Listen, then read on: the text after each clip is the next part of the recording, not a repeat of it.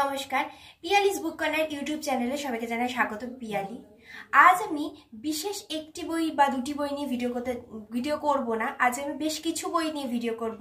এই তাকের সামনে যে কটা বই দেখা যাচ্ছে সব কটা বইয়ের সাথে আমি তোমাদের আলাপ করিয়ে দেবো।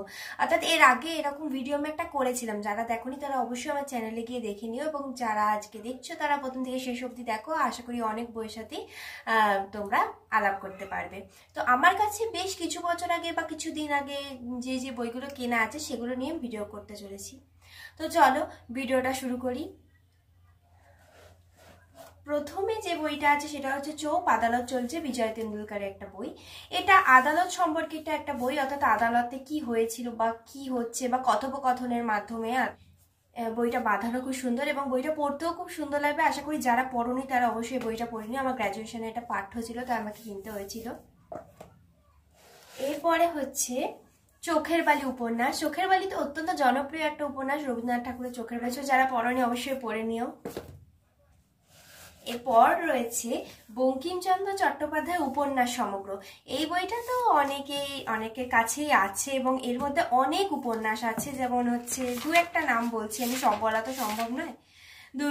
দুর্গেশ নন্দিনী, কপালকুণ্ডলা, মৃণালিনী, ইন্দিরা, তারপর রাধারানী আছে, চন্দ্রশেখর আছে, রাজসিংহ, আনন্দমঠ, কৃষ্ণকান্তের বিলি, এরকম অনেক উপন্যাস এর মধ্যে সমগ্র এর মধ্যে আছে। এরপর হচ্ছে উপহাসের কলকাতা, সুনীল দাস। এই বইটা আমার অত্যন্ত প্রিয় একটা বই। এই বইটা আমি নবদ্বীপ শ্রীচৈতন্য বইমেলা থেকে কিনেছিলাম। আমার শখের একটা বই, আমি পড়েছি। যারা পড়োনি তারা পড়ে নিও। এরপর আমার জীবন, রাজসুন্দরী দাসী, এবং লিখেছে শীতল চৌধুরীর। এই আমার জীবনটা আমার গ্র্যাজুয়েশনে পাঠ্য ছিল, তাই আমাকে কিনতে হয়েছিল। রাজসুন্দরী দেবীর জীবন নিয়ে এটা খুব সুন্দরভাবে তিনি লিখেছেন, এবং তার জীবনে ঘটে যাওয়া প্রতিটা ঘটনা খুব সুন্দরভাবে লিপিবদ্ধ করা আছে। বইটা পড়ো অবশ্যই। এরপরে হচ্ছে মৈত্র চট্টোপাধ্যায়ের নাটক সমগ্র। এর মধ্যে রাজরক্ত নাটকটা আমার দরকার ছিল এর পাঠ্য হিসাবে, সেই জন্য আমায় কিনতে হয়েছিল। সমগ্র অনেক নাটকই আছে।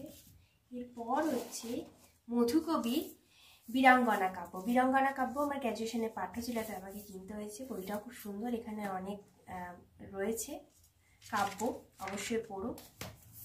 আর দুটো বই আছে, এটা হচ্ছে পিশাচ, অনিশ দেবের। এই বইটা আমি একটু ভৌতিক বই কিনেছিলাম, এটাও শ্রী চৈতন্য বইমেলা থেকে নবদ্বীপে কিনেছিলাম। একটু ভৌতিক বই। বইটা আমার একটুখানি পড়েছি, সবটা পড়া হয়নি, অবশ্যই পড়বো এবং পারলে ভিডিও করব। এরপর শেষ যে বইটা নিয়ে আলোচনা বলবো সেটা হচ্ছে সুচিতা ভট্টাচার্যের সেরা উপন্যাস সমগ্র। এই বইটা আমার অত্যন্ত প্রিয়। এখানে সুচিতা ভট্টাচার্যের সেরা উপন্যাসগুলো সমস্ত লিপিবদ্ধ করা আছে। এটা অবশ্যই আমি পড়বো, এবং পারলে একটা একটা করে উপন্যাস নিয়ে আমি ভিডিও করব। তা আজকে আমার লিস্টে যে কটা বই ছিল আমি সব কটা দেখিয়ে দিলাম। এরপর আশা করি যাদের যে বইটা ভালো লেগেছে তারা কমেন্টে আমাকে অবশ্যই জানাবে কাদের কোন বইটা ভালো লেগেছে, এবং পরবর্তীতে আমি যদি আবার বই কিনি তাহলে আমি আবার নতুনভাবে ভিডিও করবো। আজ এই পর্যন্ত, পরবর্তী ভিডিওতে দেখা।